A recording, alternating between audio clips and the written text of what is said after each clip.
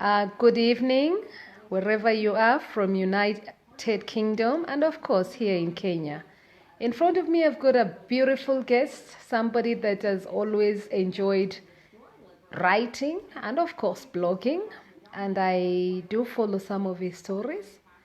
And I thought to myself, what really inspires him, and I wanted to know what pushes him to write so much. And I'm blessed to get to meet him. I know it's late, but I wanted to really speak to him and understand the issues that journalists really face. And yes, I'm quite delighted to bring you the issues that journalists really face here in Kenya.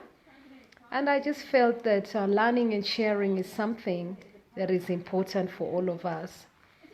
So bringing it to you is just learning and sharing here in UK and helping us to really enable that growth so that we know what kind of barriers our journalists are really facing, our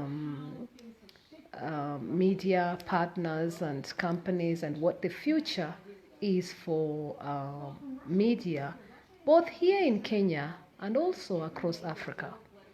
And of course, perhaps how you would love to view and see the matters of journalism and where is it taking us. But first of all, tell us who you are and what is your name? Thank you, Juliet. My name is Stan Luchebeledi. I have been the national vice president of the Kenya Union of Journalists in this country. Fabulous. And I think we have done a lot in trying to propel the voice of journalism in this country so that, we are right in the middle of the road. And that is what we're doing. And one of the most important things that I need to tell is that journalism in this country and Africa as a whole has been more vibrant than ever before. Oh, thank you. And we were going to do whatever it takes to make journalism to be the guiding factor in making sure that democracy revives itself from the rules that had gone down. Okay. Yeah. And what is the future of journalism as you speak to us about how you're going to do that? As I said, the future of journalism in this country is vibrant. And I'm glad to tell you that is one of the most serious nations on the African continent that is impresses freedom Of speech. and freedom and freedom of speech and all the rest. So we will not come and say that we are being impeded in terms of the society or the government trying to say that there is no freedom of journalism, there is no freedom of speech in this country, because we'll go out there and speak out on behalf of the people, because we are the watchdog of the society. And being the person that brings in the journalism here in Kenya, what are the barriers facing journalism here in Kenya? What would you say are personal views that faces journalism both here in Kenya and perhaps across Africa? What would you think? And I know you've really said that we are really excelling here in Kenya, but what are the major barriers you would think? I think one of the most important things that I need to tell you about our constitution that was Propagated. promulgated in 2010 gives the freedom of speech in this country. And it is within those parameters as journalists journalism, whatever it is, that we should be able to work under so that we can be able to emancipate ourselves. Yes. If there is any Yes. characters Yes. in between, Yes. we can be able to emancipate ourselves and say that, we are free as a nation, we are free as a people, we have what is constituted in the Constitution as a free press, that we can be able to go out there. There should not be any impediments to come and tell us that we cannot be able to do this because the government is saying, because there's a senior man in the government who's saying, no, don't publish that. No, we don't go for that. Yeah. So are you like saying investigative journalism is really good? Both. Both. We have only mentioned about investigative journalism. We have also political journalism. We need to Economic, perhaps, social, community development. Name it. You put it on the table, and then you'll be able to come and pick your peck. You say that it is investigative, it is economic. Because if it's economic, then we should be able to follow those economic saboteurs. The people who want to ruin the economy of the country. We should be able to go and investigate and know who are they. Who are they? And then we should not be deterred by anybody to tell us that you cannot be able to do this because you are in part. The Constitution does not say that. The Constitution of this country gives freedom of the speech and information to flow, so that the downtrodden is informed of what is going on. We are not going to be empowered by anybody in propagating. And remind viewers who you are. Remind viewers. I've got loads of people coming in and tell them. Stan Luchebeleli. Yes, yeah. Stan Luchebeleli And is the former national vice chairman, president of the Kenya Union of Journalists. Thank you. Worked as a journalist in this country since 1983. Wow. When I left college. Worked with several colleagues around here. Even if I mention their names, you know him. I know them. I know. Talk about Mariam Diambila in the BBC. Yes. Talk about there are so many. Yes. There are so many. Talk about I'm one of the core journalists in this country. Yes. And I know you push a lot to bring in development in terms of allowing freedom of speech for journalism. That's something that you take very seriously. Yeah, and that is why we are saying that we will never and we will never throw back or deter in pushing that agenda.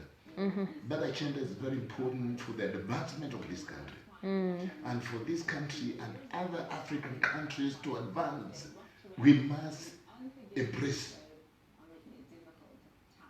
change. That exclusivity of making sure that we are one and we are fighting a common problem.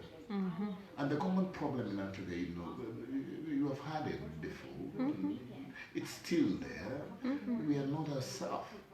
You want to do things your own way. And you want to pen the law so that the law can suit your own whims. That is called corruption. Yeah, corruption. And you think that one of the main areas of fighting corruption is having good journalism? Is that what you're saying? It is constituted yes. in the statutes of this country's constitution. The freedom of the speech is paramount. So if we want to curtail the freedom of the speech, so that journalism cannot be able to get you, or you come and pride me, so that story does not come out, then we are doing a devil thing upon ourselves. It's true. And coming back to perhaps the future, what is the future of journalism when it comes to AI? You know, like artificial intelligence and stuff like that. Is something that I'm seeing a lot of talk in UK about this. Is it something that you're talking about here in Kenya? Artificial intelligence? Yes, Yeah, or do you know intelligence. about it? And I wouldn't want to delve in that because of the new culture of journalism, because of the social media pulpits that have come on the phone. and the ones who are changing people's Changing voices our- yeah. and whatever. We have What fake stories and all. Yes, how are One you? of the most important things that we need to understand is that for you to be called a journalist, you must have gone to school of journalism, University of Nairobi School of Journalism, Kenyatta University, or any other institution, the United States of America University, where there is a professor, Joe Carey, who my teacher taught me, Oh wow. and so many people. Is we need to move from there. But what about the AI? The ones that Artificial intelligence. yes, yeah. Okay. You know, like you can see sometimes somebody's removed the face. Let's say, for instance, like just a good example, maybe somebody removes your face and then puts somebody's else. What do you think about that? That's not And journalism. That's not, That's yeah. not that journalism. Okay, Journalism do not operate like that. like that. The profession of journalism do not operate within the realms of people who will want to prepare to be who they are when they are not. Right. It does not allow that. And those are people who have come because of Facebook, because of Twitter, because of these other things. And then they come and they want to pretend that they are the ones. And then I put your face there when you are not the one. And So then what I you're start saying is communicating. real stories is what you guys capture. Is that what That we're is the saying? most important thing. Okay. And that is the essence of journalism in the world over. Okay. When in 1817, was it 17? I can't remember. A book said there are seats, the men of the fourth estates. I would want somebody to qualify that because I can't remember. It was there sits the men of the fourth estate. There sits the men of the fourth estate. The men of the fourth estate. He said that there sits the men men of the fourth estate. Yeah. Okay, I'll find out Find what out book for that me, is. and Yeah. I can't be able to remember that because you've ambushed me. I did. I had to bring you live. I know because I have to make sure you're speaking to the people of Kenya and the people across UK. Yeah. I had to make sure everybody knows that you was the former. When I saw you, I couldn't let you. I said, "Are you not the one? Hey, please, I have to grab you because it's important. We know what is happening right now and what is the future of journalism here as well, and I'm delighted you've agreed to just do a quick snapshot of that. And people watching, thank you so much for those who are up. We've got Reverend George, we've got Lali Soki, we've got Clive Lewis, Christina Fudge, Chris Kibis is watching from Coventry, and of course Clive Lewis watching from UK, Lali watching from UK, and Reverend watching from UK as well. And thank you for that person as well who is coming from Nigeria as well. So we've got a few people already watching, and yes, we are live here. And my passion is collaborating in partnership and also making sure that people are truly, essentially living a true and purpose life. So bringing it down here, we've got Mr. Stanley here today, and I felt that it's important to capture some of those key issues. Tell us about how it works here in Kenya when it comes to journalism, in terms of the where you used to sit and how you get elected? Thank you, Madam. One of the most important and salient issues that I need to tell is that journalism in this country is vibrant, and I will say that it is a leading nation in journalism in this country, Oh, wow, fantastic. and in East and Central Africa, and indeed in Africa today. That is So brilliant news. the freedom of expression has not been impeded by anybody, Beautiful. because we fight for that airspace. We tell the executive to do its job. We tell the legislature to do its job. And we tell the other arms of government to do its job. But as a fourth estate, we also must be given room to do our job. Because we are the watchdog of society. Okay. I like that. And I'll say thank you so much for allowing just that quick briefing at this particular hour. Special news for me here today. And of course, those watching, this is JNM 1000 Talk Show. Just grabbing those moments. And I thought, for all those who follow me as well, it's your one and only African Wonder Woman as well, capturing those essence of daily living and also community learning and sharing across the board. Thank you. And say thank you to all the viewers as well. Thank you. And of course, just before that, I know you like Bungoma. Is it Bungoma you like? Yeah, Bungoma. I like Bungoma because that is part of the area that I come from. I like Bungoma, I like Kakamega. I was born in Kakamega. And Bungoma, I have my mother is there in Bungoma. Kanduini, Kimilili, whatever, that is my home. And of course, your lady at Bungoma as well, Bungoma, that is, and I think you also come from there. Yeah, Bungoma, my dad, yes. So I had to grab you so that I know that you're talking about issues. And before I go, because you enjoy writing about politics, how do you remember Shikuku? Honorable Shikuku, Martin Shikuku. Just, what's the beauty? Because I got to meet him. What is the good memories of, and, I know you would have some views. What is the one thing that you would want us to remember, his views? Joseph In a personal Martin, capacity here. Joseph Martin Shikuku. And remind us that he was the former MP of... Former MP of Butere, Ben Butere. I met him in... Before it was... before it was... They changed it to devolution. Before it was halved into Huisero, into Butungu and others. But Martin Shikuku, if I want to tell you, he was met the man in life. Martin Shikuku was a man of the people. Martin Shikuku is a man who spoke out his truth.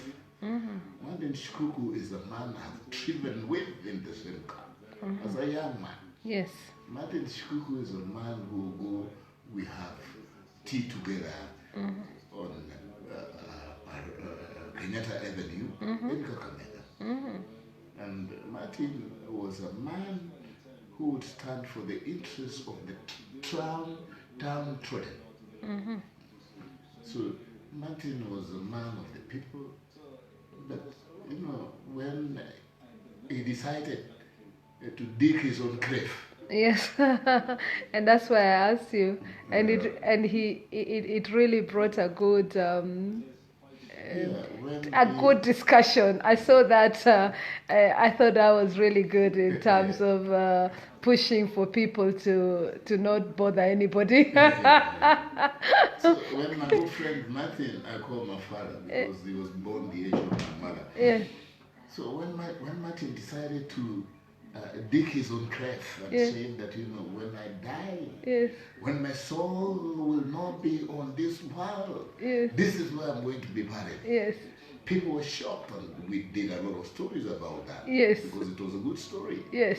And when I met Martin, I told him, Martin, why did you decide to do that? And Martin had migrated from Butere, Yes. where he was born, to Giminini. Yes. That's where he had bought his land. Yes. And that is where he took his grave. Yes. And that is where he was He rests. interred. Yes. And that is where he rests today. And we love May him. God, and may God place the soul of Joseph Martin Shikuku, because he's a great man. Yeah. He drove me in the city.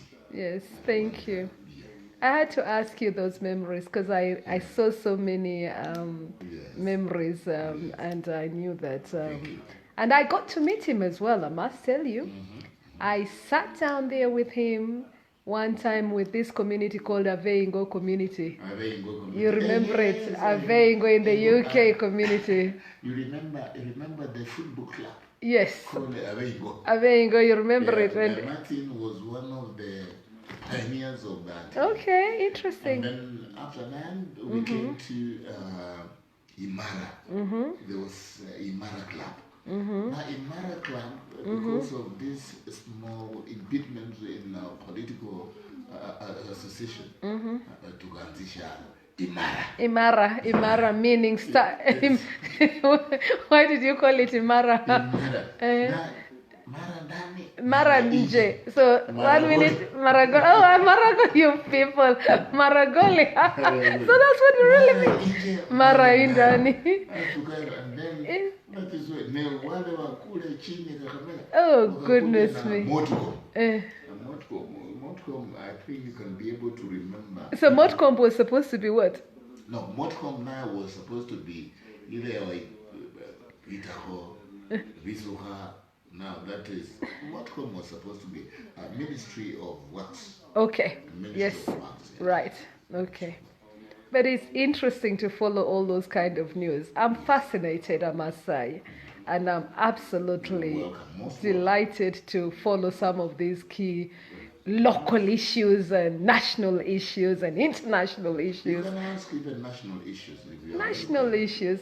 I think we'll leave that for another day, and because it's getting very late, and I just sort of like ambushed you, sort of.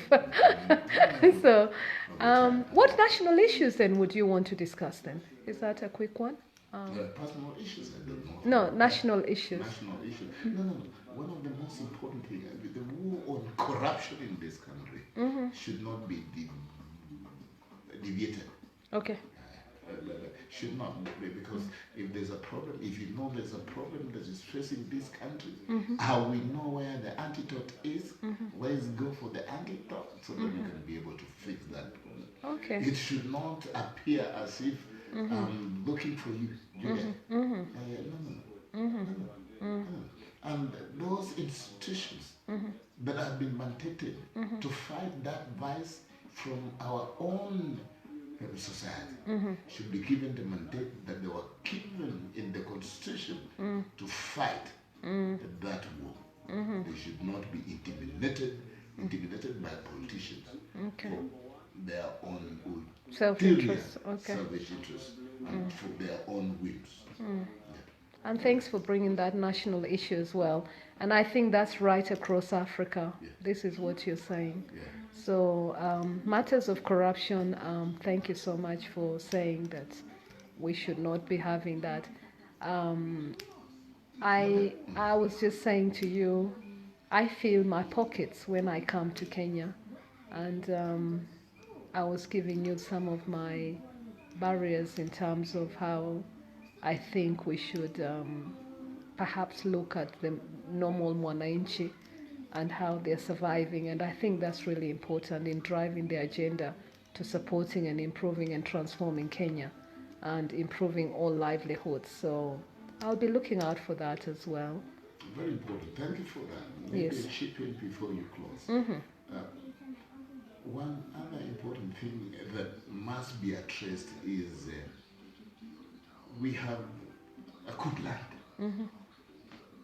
put arable land that could be able to germinate those crops to feed our people. But when I see my people going hungry because of lack of food, whom do I blame? I blame the national government because it has not come out with a national policy on food security. These are areas that must be looked into. Okay. Since independence, we have not come out with food security policy so that we can be able to secure people from hunger. Thank you for that. Very critical point that you're raising there. And I'll follow that up. I'll actually download this clip and we can also share it with other people. And thank you so much for joining us this evening. Until then, just Rosa Ngira, Julius Oba, I will say many thanks for everyone watching here today. That was just a special at JNM 1000. And I'll say good night here in Kenya is coming almost after 3. Almost, what's the time now? It's going to 3. I think so. So I'll allow him to quickly rush home. And it is absolutely just break news because I want him to go and bring those, also help us to push the agenda towards person with disability. I want KTN to pick up on this news so that all the work, the good work that all the honorable MCAs are doing, I would love for their work in all counties to be seen. And so looking into that, if KTN News or any other news headlines is watching, I would love that to be picked. It's absolutely critical in enabling persons with disability to be included right across all the counties here in Kenya. So for joining in, I want to welcome you as well.